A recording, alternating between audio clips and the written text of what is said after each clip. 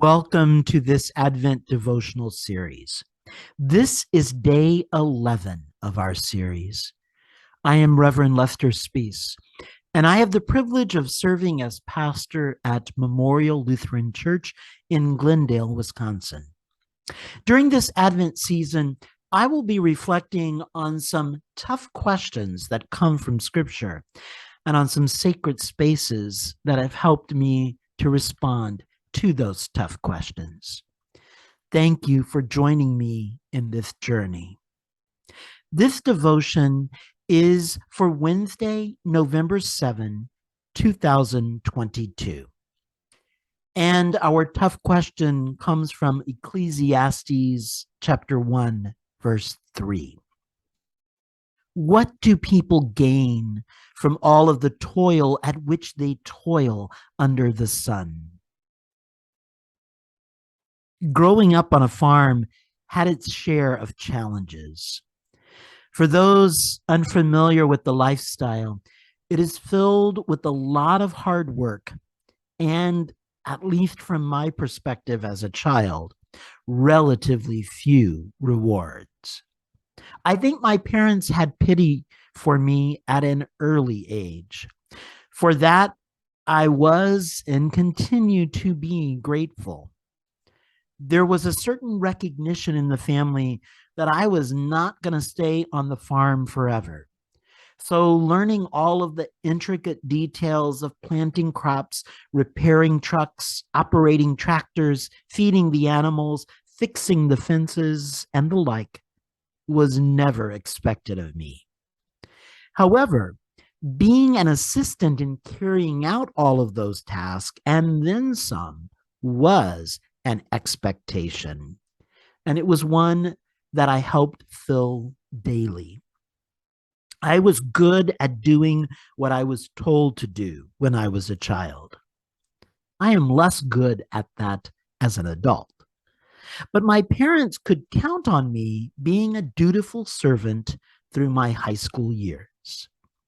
My chores included, but were not limited to, planting seeds in our 2-acre garden, collecting vegetables from the garden, loading hay on the back of the truck, unloading hay into the barn, reloading hay onto the back of the truck, feeding hay to the cows, especially during the winter months, filling the troughs with food and water for the pigs, collecting cows that got off of the farm due to a break in the fence, helping to fix fences and gates when repairs were needed, feeding baby calves using a very big bottle, picking the feathers off of chickens on Butcher Day, cracking open the pecans that fell from our mini pecan trees, and other tasks as assigned on any given day.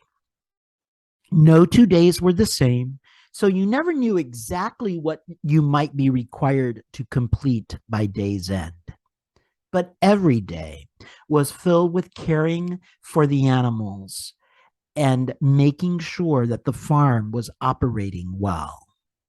Those jobs remained constant.